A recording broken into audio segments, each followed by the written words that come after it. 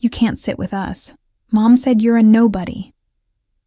My 7-year-old niece, Maisie, rolled her eyes at me with a practiced disdain that no child her age should possess. The words hung in the air of my parents' cramped dining room in Omaha, and then the table erupted in laughter. My mother covered her mouth, shaking her head like this was the funniest thing she had heard all year. My father slapped his knee, tears forming in the corners of his eyes.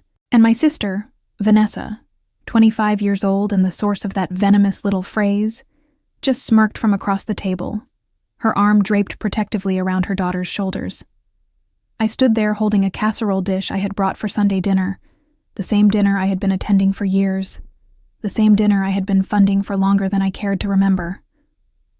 The laughter continued, bouncing off the walls of a house whose rent I had been paying for the past 6 years. My name is Hazel, and I am 34 years old. I work as a logistics coordinator for a regional trucking company here in Omaha, a job that keeps me busy 60 hours a week and pays me well enough to afford my own apartment, my own car, and apparently my family's entire existence. For 6 years, I have been the invisible hand that keeps the lights on in this house, the groceries stocked in the pantry, and the landlord from knocking on their door with eviction notices. And for 6 years, I have been treated like I am somehow less than the people I support. Vanessa got pregnant at 18. She never finished community college, never held a job for more than 6 months, and never moved out of our parents' house. Maisie was the result of a brief relationship with a man who disappeared before her first birthday. And since then, my sister has made being a single mother her entire identity. Not the hard-working kind of single mother who struggles and sacrifices. No, the kind who expects everyone else to sacrifice for her, while she complains about how difficult her life is. My parents enabled every bit of it. They let Vanessa move back in after her brief attempt at independence failed. They let her stay rent-free while they struggled to make ends meet. And when their own financial problems became too much to bear, they turned to me. Not with gratitude or humility, but with expectation. As if it was my duty to clean up the mess they had created. I remember the first time my father asked me for money. He called it a loan. He said they were a little short that month and promised to pay me back. That was 6 years ago. The loan became a monthly payment. The monthly payment became an expectation. And somewhere along the way, my contribution stopped being appreciated and started being demanded. The casserole dish felt heavy in my hands as the laughter finally died down. I looked around the table at the faces of my family. My mother, who had not worked in 15 years and spent her days watching television and scrolling through social media. My father, who worked part-time at a hardware store and spent most of his paycheck on lottery tickets and beer. My sister, who had never contributed a single dollar to this household, but somehow felt entitled to look down on me. And Maisie, an innocent child who was being taught that cruelty was acceptable and that the person who helped you the most deserved the least respect. I set the casserole dish on the counter. I did not say a word. I simply turned around, grabbed my purse from the hook by the door, and walked out of that house. I heard my mother call after me. Something about being too sensitive. Something about learning to take a joke. I kept walking. I got into my car, started the engine, and drove away from the house I had been paying for. Away from the family I had been supporting. Away from the life I had been living for everyone but myself. That night, I sat alone in my apartment, the silence both comforting and suffocating. My phone sat on the coffee table, and I stared at it like it might explode. I knew what was coming. I could feel it in my bones, the way you can feel a storm approaching before the first drops of rain begin to fall. The text came at 9:47 that evening. It was from my father, and it was exactly what I expected. "Hey, kiddo, just checking in. Payment's still due tomorrow, right? Rent is due on the 1st, and the landlord has been really strict lately." I read the message 3 times. There was no apology for what had happened at dinner. No acknowledgement that his granddaughter had called me a nobody while he laughed. No recognition that I had just been humiliated in front of my entire family. Just a reminder that my money was expected on schedule. something inside me shifted. It was not anger exactly. It was something colder, something more final. It was the realization that I had been giving and giving and giving, and all I had received in return was disrespect, dismissal, and the expectation that I would continue to give until I had nothing left. I typed my response carefully, my fingers steady on the screen. Figure it out. I hit send and set my phone face down on the table.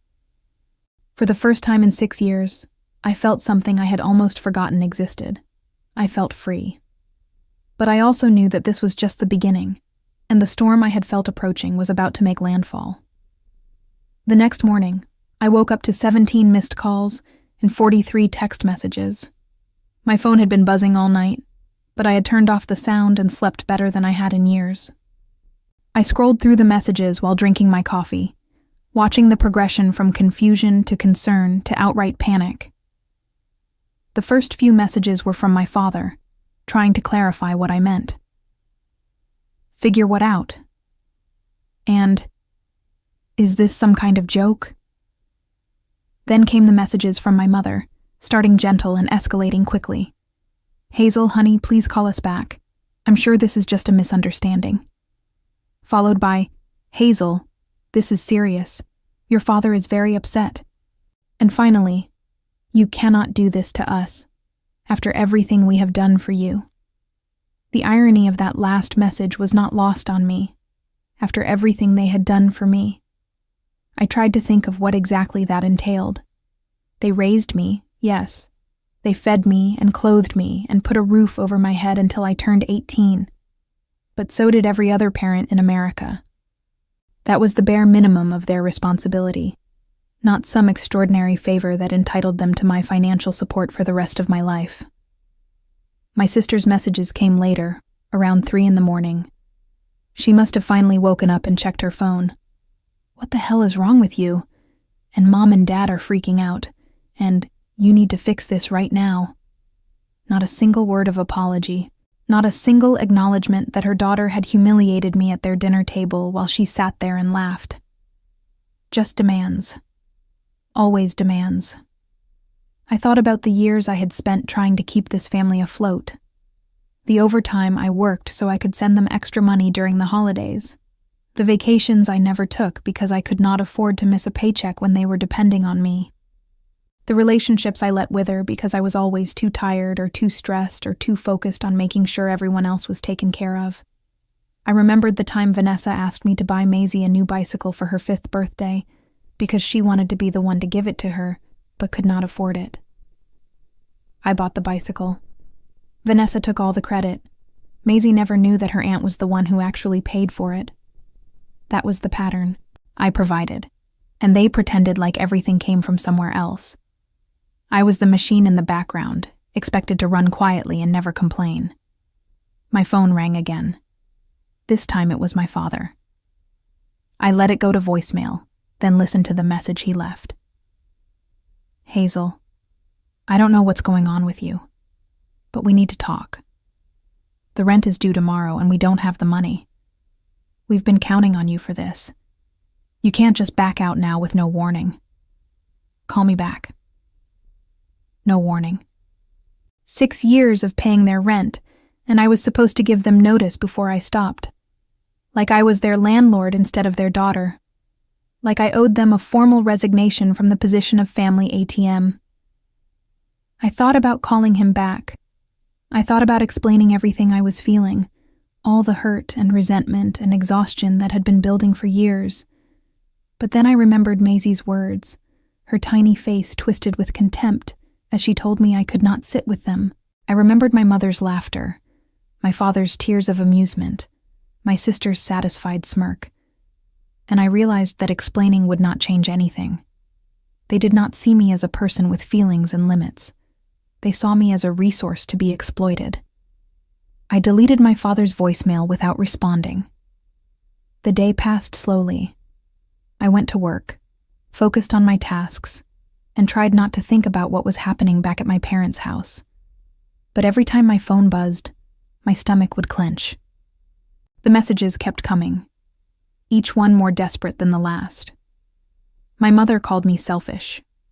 My father called me ungrateful. My sister called me words I will not repeat. By the evening, the tone had shifted. The anger was still there, but it was tinged with something else. Fear. They were starting to realize that I was serious, that I was not going to swoop in and save them at the last minute like I always had before. They were starting to understand that the safety net they had taken for granted had been pulled away. I made myself dinner, a simple pasta with marinara sauce, and ate it at my kitchen table while reading a book. It was the most peaceful evening I had experienced in months. No phone calls about money problems, no texts about unexpected expenses, no guilt about whether I was doing enough for people who did nothing for me. But as I washed my dishes and prepared for bed, I knew that tomorrow would be different. Tomorrow was the first of the month. Tomorrow, the rent was due. And tomorrow my family would finally have to face the consequences of treating me like I did not matter. I fell asleep that night with a strange mixture of emotions. Guilt, because I had been conditioned to feel responsible for them. Relief, because I had finally stopped pretending that their treatment of me was acceptable. And something else, something I had not felt in a very long time. Hope. Hope that maybe, just maybe, I could finally start living my life for myself. The next morning, my phone rang at 6:15. It was my father. This time I answered. "Hazel, what the hell is going on?" My father's voice was sharp with panic, a tone I had never heard from him before. He was usually so laid back, so unconcerned about anything that did not directly affect his comfort. But now, facing a problem he could not ignore, he sounded like a man watching his world collapse. "Good morning to you too, Dad," I said, keeping my voice calm and measured. I had practiced this conversation in my head a dozen times during my sleepless moments the night before. I knew exactly what I wanted to say. "Don't give me that. You know what I'm calling about. The rent is due today and we don't have the money. You said you were going to figure it out, but you haven't sent anything. The landlord is going to be here at noon expecting payment." "And I told you to figure it out," I replied. "That means you need to find the money yourself." There was a long pause on the other end of the line. I could hear my mother's voice in the background, asking what I was saying. My father shushed her impatiently. "Hazel, you can't be serious. We've been depending on you for years. You can't just cut us off without warning. That's not how family works." I felt something snap inside me at those words. That is not how family works. As if I was the one who had violated some sacred covenant. As if I was the one who had been taking and taking without ever giving anything back. "Family," I repeated slowly. "Let me tell you something about family, Dad. Family doesn't laugh when a 7-year-old calls you a nobody. Family doesn't teach that child to look down on the person who's been paying for everything. Family doesn't take your money every month and then treat you like you're invisible." "That was just a joke," my father said, his voice defensive now. "Maisie didn't mean anything by it. You're being way too sensitive about this whole thing." "A joke," I said. "Right. Tell me, Dad. Who taught Maisie that I'm a nobody?" Because 7-year-olds don't come up with that on their own. That came from somewhere, and we both know exactly where. Another pause. I could hear him breathing heavily, could picture him standing in the kitchen of that house, the phone pressed to his ear, his free hand rubbing the back of his neck the way he always did when he was stressed. "Look, we can talk about all of this later," he said finally. "Right now, we have a real problem. If we don't pay the rent today, the landlord said he's starting eviction proceedings.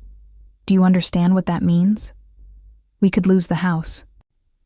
"Then I suggest you start making some phone calls," I said. "Maybe Vanessa could get a job. Maybe you could pick up extra shifts at the store. Maybe Mom could sell some of those things she's been buying on shopping networks for years. There are options, Dad. They just don't include me anymore." "You're going to let us get evicted?" His voice cracked on the last word. Your own parents? Your own sister and niece? I closed my eyes and took a deep breath. This was the moment I had been dreading. The moment when they would try to make me feel like the villain for refusing to be exploited any longer. I had to stay strong. I'm not letting anyone do anything, I said. I'm simply not paying for people who treat me like garbage. That's not abandonment. That's self-respect. Something I should have found a long time ago. My mother's voice came through the phone now, louder and more hysterical. She must have grabbed the receiver from my father. Hazel, please. I don't know what's gotten into you, but you need to stop this right now. We're your family. We need you. You need my money, I corrected her. That's not the same thing as needing me. You made that very clear at dinner when everyone laughed while I was being humiliated. You've made that clear every single time you've taken what I offered without a word of thanks. I'm done, Mom. I'm done being the family ATM while being treated like the family disappointment. We never treated you like that, she protested. We love you. You know we love you. Do I asked. Because love doesn't look like what I've been getting from this family. Love isn't being told I can't sit at the table because I'm a nobody. Love isn't having my contributions ignored, while Vanessa gets praised for doing absolutely nothing. Love isn't being expected to sacrifice everything while receiving nothing in return. There was silence on the other end of the line. For a moment, I thought they might finally hear me, finally understand what they had done. But then my mother spoke again, and her words shattered any illusion of progress. This is about jealousy, isn't it? You've always been jealous of Vanessa. Always been bitter that she has Maisie and you don't have anyone. Well, that's not our fault, Hazel. That's your choice. I laughed. It was not a happy sound. It was the kind of laugh that comes when you finally see something for exactly what it is, when the last scales fall from your eyes and the truth stands naked before you. Goodbye, Mom, I said. Good luck with the rent. I ended the call before she could respond. My hands were shaking, but not from fear or uncertainty. They were shaking from the sheer relief of finally saying what I had needed to say for years. I had stood up for myself. I had drawn a line in the sand. And no matter what happened next, I knew that I had made the right decision. My phone started ringing again almost immediately. I silenced it without looking at the screen. I had said everything I needed to say. Now it was time to let them face the consequences of their choices, the same way I had been facing the consequences of mine for 6 long years. The difference was that I had finally chosen myself. The first day of complete silence was the hardest. After I ended the call with my mother, I turned my phone completely off and left it in a drawer. I could not handle the constant buzzing, the endless stream of messages designed to guilt me into submission. I needed space to think, to process, to figure out who I was when I was not defined by my role as the family provider. I went to work that day and threw myself into my tasks with renewed energy. My job had always been something I was good at, something that made me feel competent and valued. The trucking company I worked for handled logistics for regional distributors, and my role involved coordinating schedules, managing routes, and solving problems when shipments went wrong. It was challenging work, but it was also work that people appreciated. When I did something well, my boss noticed. When I went above and beyond, I got recognition. It was such a stark contrast to my family life that I sometimes wondered why I kept going back to people who made me feel worthless when I could stay in a place where I felt capable. My coworker Tessa noticed something different about me that day. She stopped by my desk around lunchtime, a cup of coffee in her hand, and a curious expression on her face. "You seem different today," she said. "More relaxed. Did something happen?" I thought about how to answer that question.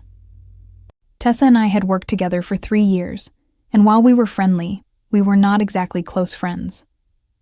I had never talked to her about my family situation, never complained about the money I sent home every month or the way I was treated when I visited. It had always seemed too personal, too embarrassing to admit that my own family saw me as nothing more than a source of income. I made a decision, I said finally. A big one. I'm still processing it. Tessa nodded slowly, recognizing that I was not ready to share details. Well, whatever it is, it looks good on you. You've got this energy today that I haven't seen before. After she walked away, I thought about what she had said. Energy. That was exactly what it felt like. For years, I had been walking around with a weight on my shoulders, a constant drain on my emotional and financial resources. Cutting myself off from my family had not solved all my problems, but it had lifted that weight. I felt lighter, freer, more like myself than I had in a very long time. When I got home that evening, I finally turned my phone back on. The notifications came flooding in like water through a broken dam. Voicemails, text messages, missed calls. I scrolled through them quickly, getting a sense of how the day had unfolded for my family. The morning had been filled with panic and accusations. My parents had apparently tried calling every relative they could think of, begging for money to cover the rent. No one had been able to help. Aunt Gloria, my mother's sister, had apparently told them that she had been expecting this for years, that anyone could see I was being used, and it was only a matter of time before I put a stop to it. That message from my mother was particularly bitter, accusing Aunt Gloria of turning me against them. By the afternoon, the tone had shifted from panic to desperation. My father had gone to the landlord and begged for an extension. The landlord, a man I had never met but had been paying for 6 years, had agreed to give them 1 week. 1 week to come up with the money or start packing their things. The evening messages were the ones that hurt the most. Maisie's face appeared on my screen in a video message, clearly recorded by my sister. The little girl's voice was sweet and confused as she said, "Aunt Hazel, Mommy says you're not going to help us anymore. Did I do something wrong? I'm sorry if I made you sad." It was manipulative, obviously. Vanessa had coached her to say those words, to use her daughter as a weapon to make me feel guilty. But despite knowing that, despite recognizing the tactic for what it was, it still hurt. Maisie was just a child. She did not deserve to be caught in the middle of this. She did not deserve to be used as a pawn by her mother. I almost caved. I almost picked up the phone and called them back, told them I would send the money, told them we could work things out. The pull of obligation was so strong, so deeply ingrained, that it took everything I had to resist it. But then I remembered what Maisie had said at the dinner table. "You can't sit with us. Mom said you're a nobody." Those words had not come from a child's imagination. They had been planted there by my sister, nurtured by my parents' indifference, watered by years of being treated like I did not matter. If I went back now, nothing would change. They would thank me for the money, promise to do better, and within a week, everything would be exactly the same. I would be the invisible provider again, good for my money, but not worthy of their respect. I deleted Maisie's video without responding. It was one of the hardest things I had ever done, but I knew it was necessary. I could not let myself be manipulated, not even by a child's voice. If I was going to break free from this family, I had to cut all the strings, even the ones that hurt. That night, I poured myself a glass of wine and sat by my window, watching the city lights of Omaha flicker in the darkness. I thought about all the years I had spent trying to earn my family's love through financial support. I thought about how futile that effort had been, how no amount of money had ever made them see me as anything more than a source of income. And I thought about what came next, about the life I might be able to build now that I was no longer carrying them on my back. The week ahead would be difficult. I knew that. My family would not give up easily. They would try every trick they knew to bring me back into the fold. But for the first time in 6 years, I felt ready to face them. I had finally found something stronger than my guilt, my self-respect. and I was not going to let them take that away from me. 3 days into my family's week of grace, I received an unexpected visitor at my apartment. I was just getting home from work when I saw Vanessa's car parked in my building's lot. My stomach dropped. She had never come to my apartment before. In all the years I had been helping them, not once had she made the effort to visit me. I was always expected to come to them, to drive the 20 minutes to their house and insert myself into their space. My home was irrelevant to them, just like I was. She was waiting by the front entrance, her arms crossed over her chest, her expression a mixture of anger and something that might have been desperation. Maisie was not with her, which told me this was going to be a serious conversation. "We need to talk," she said as I approached. "I don't think we do," I replied, walking past her toward the door. Everything I needed to say, I already said. She followed me inside, despite my obvious lack of invitation. I did not have the energy to physically stop her, and part of me knew that this confrontation was inevitable. Better to get it over with now than to have it hanging over my head. My apartment was small but comfortable, a 1-bedroom unit with a view of the park across the street. I had decorated it myself over the years, filling it with things that made me happy.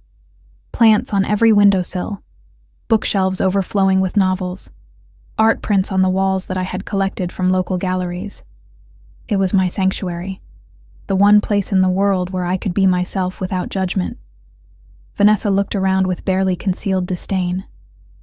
"This is where you live? It's so small." "It's mine," I said. "I pay for it with my own money, no one else's." The implication was not lost on her. She flinched slightly, then recovered her composure. "Look, I didn't come here to fight. I came here to try to understand what's going on with you. You've been helping Mom and Dad for years, and now suddenly you just stop. Without any warning? That's not fair." "Not fair," I repeated. "Let's talk about fair, Vanessa. Fair is when someone helps you, you say thank you. Fair is when someone pays your rent for 6 years, you show them some basic respect. Fair is not teaching your daughter to call that person a nobody and then laughing when she does. If you want to talk about fair, let's start there." Vanessa rolled her eyes. "Oh, come on. That was just a joke. Maisie didn't mean anything by it. You're making way too big a deal out of this." "A joke," I said. "That's what everyone keeps calling it." "But here's the thing about jokes, Vanessa. They're supposed to be funny. What happened at that dinner wasn't funny. It was cruel. And it was a perfect summary of how this family has treated me for years. I'm good enough to pay for things, but not good enough to be treated with basic human decency." "You're being dramatic," she said, but I could see doubt flickering in her eyes. She had never heard me speak like this before. I had always been the quiet one, the agreeable one, the one who kept her head down and did what was expected without complaint. "Let me tell you something you might not realize," I continued. "That bicycle you gave Maisie for her 5th birthday, I paid for it. That trip to the zoo last summer, I paid for it. The groceries that have been filling Mom and Dad's pantry every month, I paid for them. I have been supporting this family in ways you don't even know about because I was too afraid to ask for recognition. I just wanted to help. I just wanted to be a good daughter and a good sister. But all I got in return was being laughed at and looked down on." Vanessa was quiet for a moment. I could see her processing what I had said, trying to find a way to deflect or minimize it. But even she seemed to recognize that there was truth in my words. "Okay," she said finally. "Maybe things got out of hand. Maybe we should have been more grateful. But that doesn't mean you can just abandon us now. Mom and Dad could lose their house. Maisie could end up on the street. Is that what you want?" "What I want," I said slowly, "is to be treated like a human being. What I want is for you to get a job and start contributing instead of expecting me to carry the entire family on my back. What I want is for Mom and Dad to take some responsibility for their own lives instead of depending on me for everything. Can you give me any of that, Vanessa? Or are you just here to convince me to keep writing checks?" She did not answer, which was an answer in itself. "I thought so," I said. "You should leave." Vanessa stared at me for a long moment, and I saw something in her eyes that I had never seen before. Fear. Real, genuine fear. She was starting to realize that I was serious, that I was not going to back down, that the safety net she had taken for granted was truly gone. "You're going to regret this," she said quietly. "When this family falls apart, it's going to be on you." "No," I replied. "When this family falls apart, it's going to be because you all took me for granted for too long. I just stopped pretending that was okay." She left without another word, slamming the door behind her. I stood in my apartment, my heart racing, my hands trembling. The confrontation had taken more out of me than I had expected, but underneath the exhaustion, I felt something else. Pride. I had stood my ground. I had spoken my truth, and I had refused to let her manipulate me into going back to the way things were. I sank onto my couch and let out a long, shaky breath. This was really happening. I was really doing this. And no matter how scared I was of what came next, I knew that I could not go back to being the invisible provider, the family ATM, the nobody who paid for everything but mattered to no one. The end of the week arrived faster than I expected. I had spent the days trying to focus on work, trying to build some semblance of a normal routine, but the situation with my family was always there in the back of my mind. I checked my phone obsessively, watching as the messages shifted from angry to pleading to desperate. My father had apparently tried to get extra shifts at the hardware store, but there were none available. My mother had attempted to return some of the things she had bought over the years, only to discover that most of them were past the return window, or worth far less than she had paid. Vanessa had applied for a few jobs, but with no recent work history and no marketable skills, she was not getting any callbacks. By day 6, the landlord had sent a formal notice. They had until the end of the following week to pay the full amount or vacate the premises. 2 months of back rent, which they could not afford to begin with, plus the current month. A total that seemed impossibly large for a family that had become completely dependent on someone else's income. On the 7th day, my father called again. This time when I answered, his voice sounded different, smaller, humbler. The arrogance and entitlement that had been there before were gone, replaced by something that almost sounded like genuine remorse. "Hazel," he said, "I'm not calling to ask for money. I know you're not going to give it. I'm calling because I need you to know something." I waited, curious despite myself. "I'm sorry," he continued. "I know that doesn't fix anything. I know it's too little, too late. But I need you to hear it. We should never have treated you the way we did. You've been carrying this family for years, and we never even thanked you. That was wrong. I was wrong. I did not know what to say. In 6 years of supporting them, in 34 years of being their daughter, this was the first time my father had ever apologized to me for anything. The words I had wanted to hear for so long now felt hollow, like they were coming too late to matter. "Why now?" I asked. "Why apologize now when you're about to lose everything?"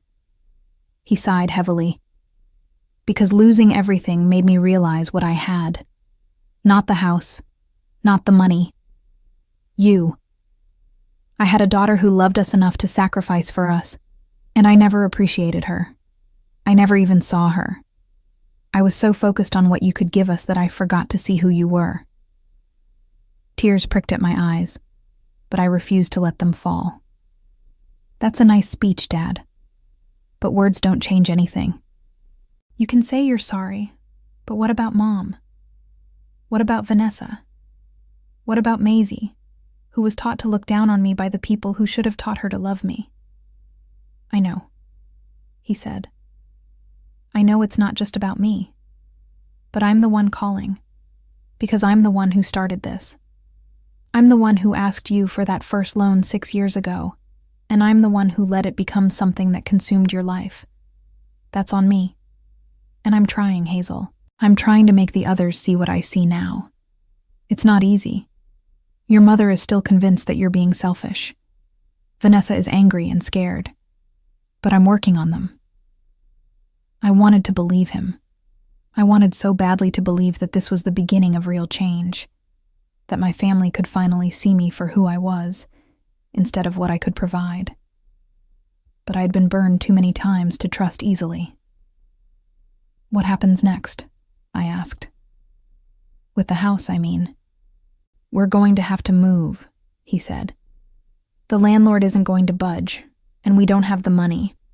I've been looking at cheaper apartments, maybe something out in the suburbs. It won't be easy, but we'll figure it out. We have to. There was something in his voice that I had never heard before. Acceptance. He was finally facing the reality of his situation without expecting me to save him. It was a small thing, but it felt significant. I'm glad you're figuring it out, I said. I really am. But I need you to understand something, Dad. I'm not coming back. I'm not going to start paying your bills again just because you said sorry. This has to be permanent. You have to learn to stand on your own feet. I know, he said. I'm not asking you to come back. I'm just asking for a chance. A chance to prove that we can be different. A chance to be the family you deserved all along. I did not know if he meant it. I did not know if my family was capable of real change, or if this was just another manipulation designed to bring me back into the fold. But for the first time since I had sent that fateful text message, I felt a glimmer of something that might have been hope. We'll see, I said finally. That's all I can promise right now. We'll see. I ended the call and sat in silence for a long time. The week was over. My family was facing the consequences of their choices, and I was facing the reality of a life without the constant burden of their expectations. It was terrifying and liberating in equal measure. But as I sat there in my quiet apartment, I realized something important. This was not about revenge. It had never been about revenge. It was about self-preservation. It was about finally recognizing my own worth and refusing to accept anything less than the respect I deserved. My family might change, or they might not. But either way, I was no longer going to sacrifice myself for people who could not see my value. I stood up and walked to the window, looking out at the city lights of Omaha one more time. Somewhere out there, my family was scrambling to figure out their next move. But for the first time in 6 years, that was not my problem. I had my own life to build, my own future to create. And I was finally ready to start. The weeks that followed were some of the strangest of my life. Without the constant drain of supporting my family, I found myself with something I had not had in years. Money. Money that did not disappear the moment it hit my bank account. Money that I could actually save or spend on myself or use to build the life I had always wanted. I started small.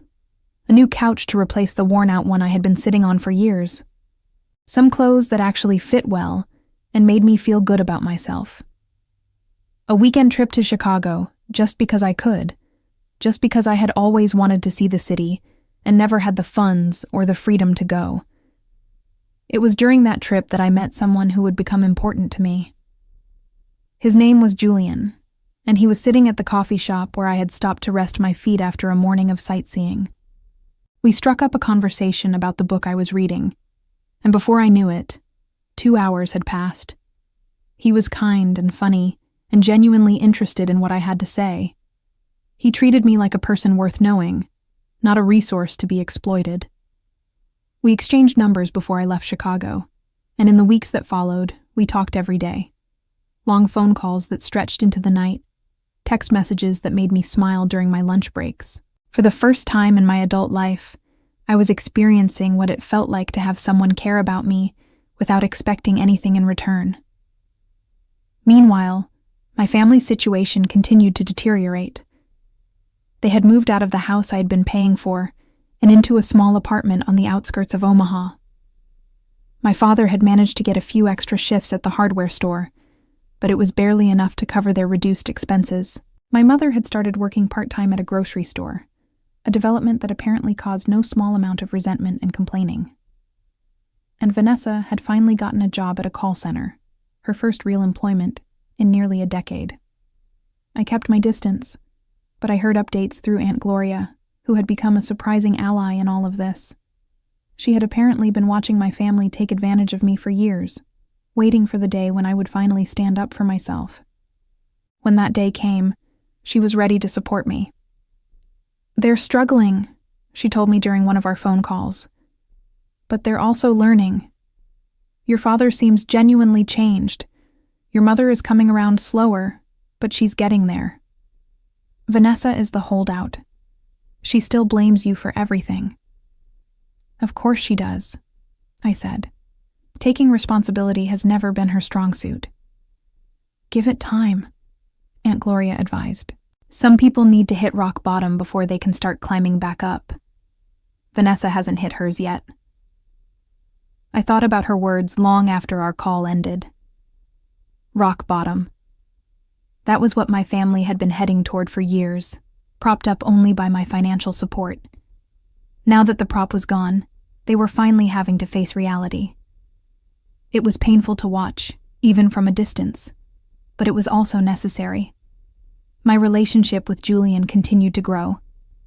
He came to visit me in Omaha a month after we met, and seeing him in my apartment, in my space, felt like something clicking into place. He was impressed by the life I had built, by the independence I had carved out for myself. He did not see me as someone who needed to be fixed or rescued. He saw me as someone worth choosing, just as I was. "You're remarkable, you know that?" he said one evening as we sat on my new couch, watching the sunset through my window. "Everything you've been through, and you're still here, still standing, still building." "I don't feel remarkable," I admitted. "Most days I just feel like I'm figuring it out as I go." "That's what remarkable looks like," he said.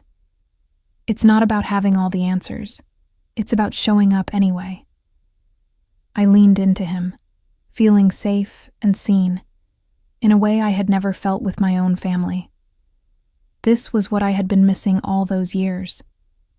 This was what I had been too busy supporting others to ever find for myself. Connection, respect, love that did not come with a price tag. As the weeks turned into months, I began to rebuild my life in earnest. I got a promotion at work, a recognition of all the years I had devoted to my job. I started putting money into savings, watching my financial cushion grow for the first time ever. I made plans for the future that did not involve sacrificing myself for people who did not appreciate me, and slowly, painfully, my family began to change too. But that was their journey, not mine. I had my own path to walk now, and I was finally walking it with my head held high. 6 months after I stopped paying my family's bills, Vanessa finally reached out to me. It was not a text message or a phone call. It was a letter, handwritten on lined paper, mailed to my apartment like something from another era. I almost did not open it.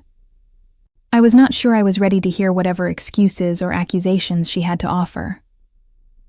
But curiosity got the better of me, and I sat down at my kitchen table to read what she had written. "Dear Hazel," the letter began. "I don't know if you'll even read this, and I wouldn't blame you if you didn't. I've been a terrible sister. I've treated you badly for years, and I made excuses for it instead of owning up to what I was doing. I'm not writing to ask for money or to try to manipulate you into coming back. I'm writing because I need you to know that I finally understand what I did, and I'm sorry." I read the letter 3 times, searching for the catch, the hidden agenda. But the more I read, the more I realized that Vanessa was actually being honest. She wrote about her fear and insecurity, about how jealous she had always been of my independence and my ability to take care of myself. She admitted that teaching Maisie to look down on me had been a way of making herself feel better about her own failures. She acknowledged that she had been taking advantage of me for years, and that she did not deserve my forgiveness. "I'm working now," she wrote. It's not much, but it's mine. I'm finally starting to understand what it means to earn something instead of just expecting it to be handed to me. I know that doesn't undo all the hurt I caused you, but I wanted you to know that I'm trying.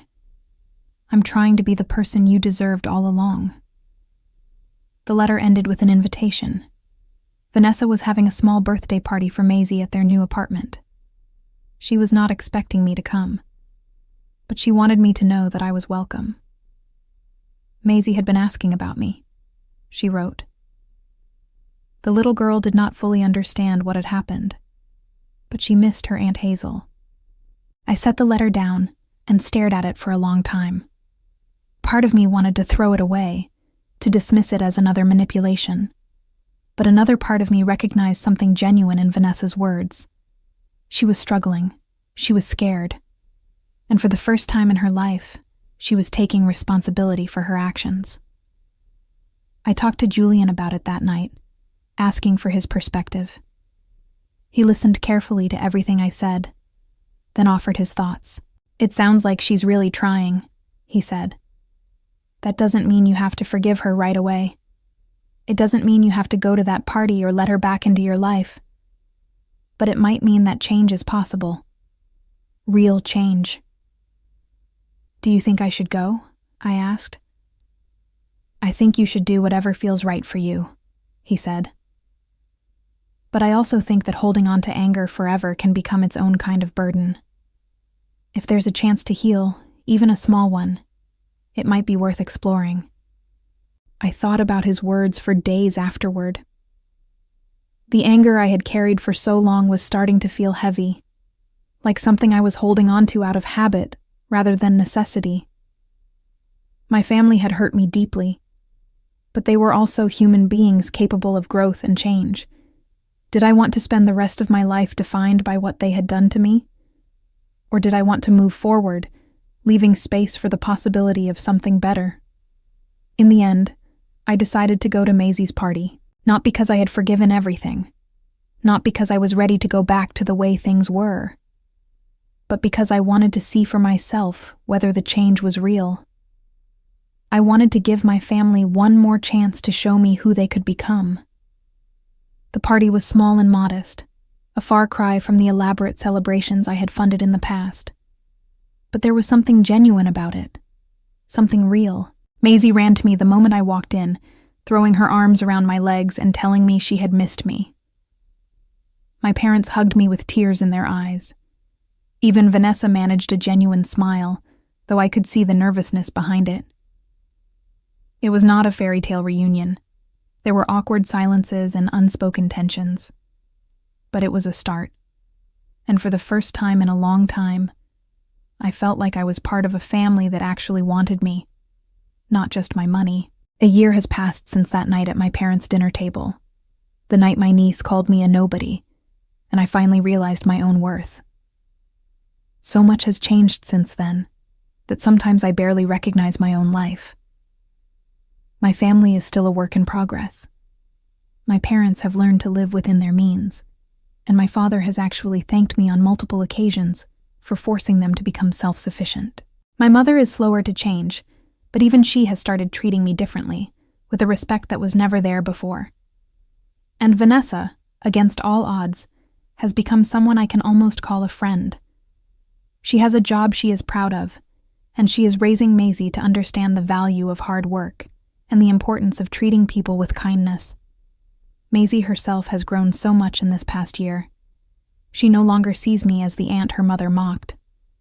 She sees me as someone who loves her, someone who shows up for birthday parties and school plays, someone who chooses to be there rather than being obligated to pay for things from a distance. Our relationship is still healing, but it is real in a way it never was before.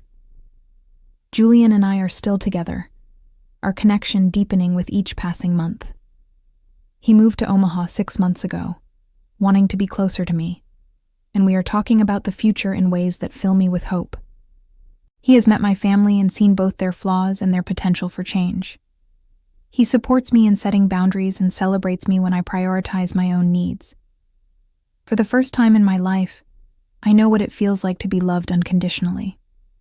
My career has flourished as well. That promotion I received led to another, and I am now a senior manager at the trucking company, overseeing a team of coordinators and making decisions that actually matter. The money I no longer send to my family has gone into savings, investments, and experiences that enrich my life. I have traveled to places I only dreamed of visiting before. I have hobbies and friends, and a social life that does not revolve around other people's emergencies. But perhaps the most significant change is inside me. I no longer feel like a nobody. I no longer define my worth by what I can provide to others. I have learned that self-respect is not selfish, that boundaries are not abandonment, and that walking away from people who treat you badly is sometimes the kindest thing you can do for yourself. My family faced real consequences for the way they treated me. They lost their comfortable home and had to rebuild their lives from scratch. They experienced the fear and uncertainty of not knowing how they would pay their bills or where they would live. They learned, the hard way, that taking someone for granted has a cost. But those consequences also push them toward growth, toward change, toward becoming the people they should have been all along. I do not regret what I did. I cannot regret choosing myself. As for me, I am finally living the life I always deserved. A life where I am seen and valued for who I am, not just what I can give.